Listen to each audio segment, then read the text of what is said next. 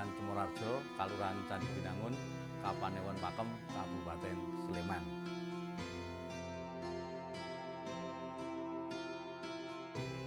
Padukuhan Cemoroharjo terdiri dari 4 kampung, Cemoroharjo, Tapansari, Gunungsari, dan Maknorjo.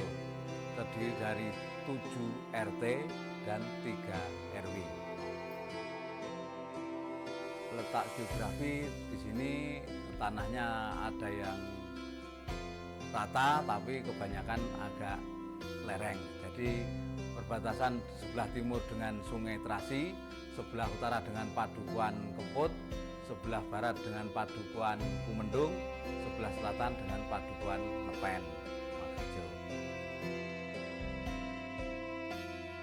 Mata pencaharian di masyarakat Padukuhan Cemoroharjo, masyarakat petani, kemudian peternak, juga ada yang ASN, juga ada yang polisi, tentara, heterogen.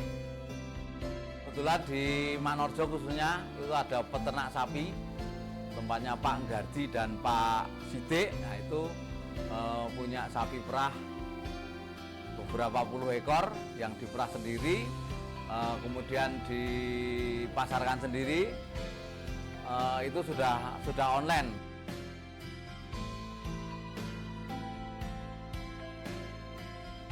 Sejarah berdirinya Padukuhan Cemoroharjo pada zaman dahulu, pada zaman kerajaan antara Jawa Tengah dan Jawa Timur, nah ini melalui Padukuhan Cemoroharjo ini. Kemudian waktu itu mbah-mbah kita dulu, Padukuhan Cemoroharjo itu dulu berupa hutan cemara, kebanyakan tanamannya cemara.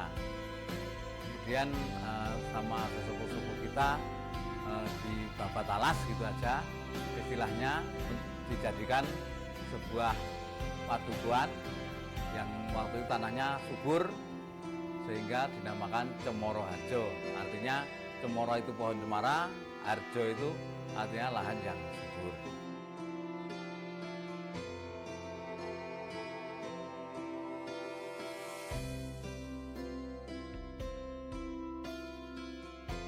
Cemoro itu pohon cemara, harjo itu tanah yang subur. Jadi Cemoroharjo bisa diartikan secara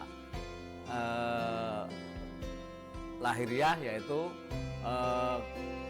hutan cemara yang subur.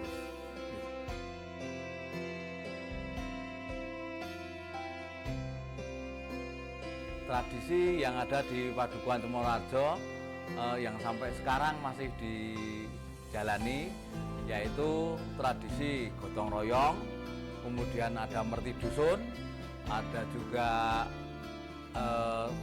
singiran atau tahlir bareng-bareng, itu juga merti bumi.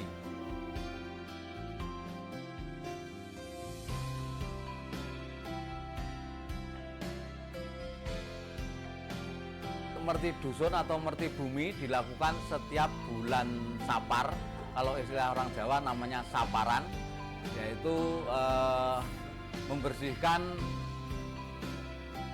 hal-hal yang berhubungan dengan kejelekan-kejelekan di padukuhan, supaya nanti dengan kita berdoa mohon kepada Tuhan Yang Maha Esa, semoga dusun ini tetap subur, tetap makmur, ayom-ayem. Merti dusun di Cemoroharjo semua terlibat, dari yang muda-muda, ibu-ibu, bapak-bapak, dan semua masyarakat terlibat dalam merti dusun ini.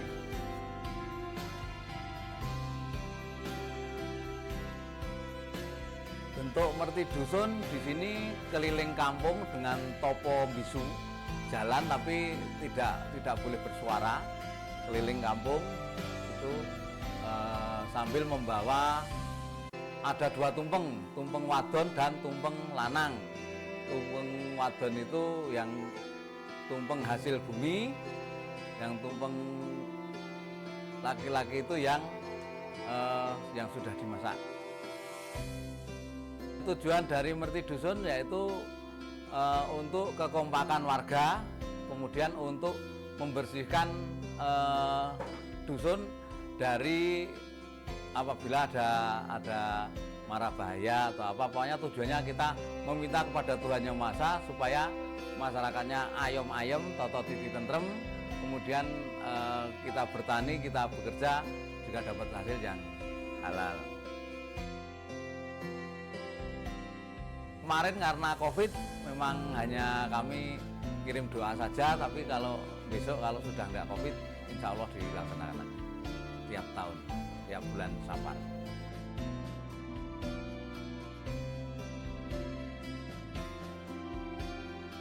Untuk rute sementara ini baru di Kampung Cemoro Harjo, karena kalau muter di satu pedukuhan Cemoro Harjo mungkin bisa 2 jam 3 jam.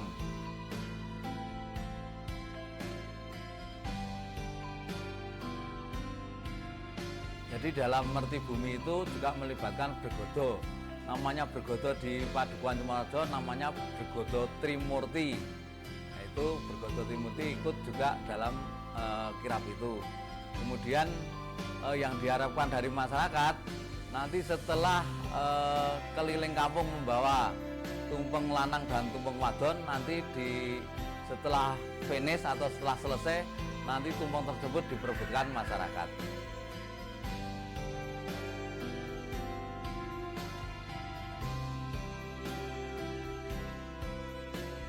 Merti Bumi tidak lepas dari Dinas Kebudayaan, kalau sekarang namanya Kundo Kabudayaan ya. Nah itu kami tetap di backing dari sana. Jadi karena biayanya juga besar, kami tetap minta bantuan dari pemerintah. Kalau swadaya belum kuat, terus minta bantuan kepada Kundo Kabudayaan tadi.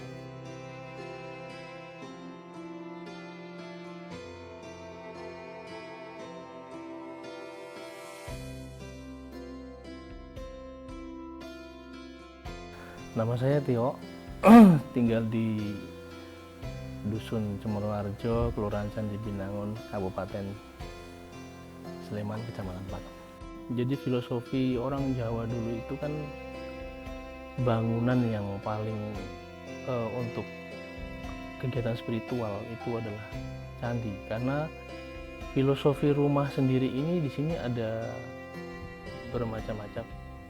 Ada rumah ibadah, ada rumah tinggal, ada rumah untuk kandang hewan ataupun yang lain. Untuk rumah penyimpanan lumbung padi juga ada. Tapi di sini saya lebih mengambil sisi filosofinya bahwa rumah itu seperti diri kita sendiri. Artinya baik itu rumah yang difungsikan untuk apapun itu, tetap itu adalah bagian dari kegiatan kita dalam beribadah. Nah, makanya saya membangun rumah ini dalam 3 model atau 3 masa, 3 era ya. Yang pertama itu candi, karena itu filosofinya semua sudah pada memahami candi itu seperti apa. Terus kedua itu joglo yang kita berada di sini sekarang. Terus yang ketiga itu rumah era saat ini, artinya rumah yang modelnya serba minimalis lah, atau yang simpel-simpel. Kalau rumah Jawa itu kan, kalau joglo kan ribet, apalagi candi. Nah, ini makanya saya bagi 3 filosofi, 3 bagian itu Mbak. Dan itu juga untuk penghargaan saya buat alam semesta dan leluhur, terutama yang bangunan candi dan joglo. Kenapa saya taruh di depan? Karena manusia hidup itu harus mengedepankan spiritual. Karena candi itu adalah bangunan spiritual. Kita sebagai manusia hidup harus mengedepankan spiritual kita. Kenapa harus mengedepankan spiritual kita? Karena agar manusia itu secara emosional, jasmani, terus kecerdasan itu harus seimbang.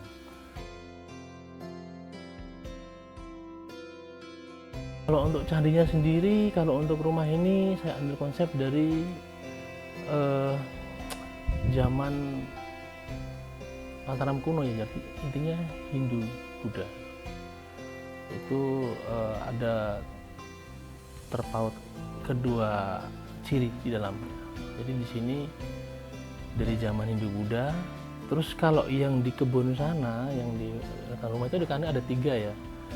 Itu yang pertama itu candi zaman Hindu-Buddha, terus yang zaman peralihan dari Hindu-Buddha ke zaman peralihan atau Wali Songo ke Mataram Islam. Terus yang ketiga arca patung itu penghormatan untuk alam semesta sebenarnya. Jadi ada 2 patung, Bapak Angkasa, Ibu Pertiwi.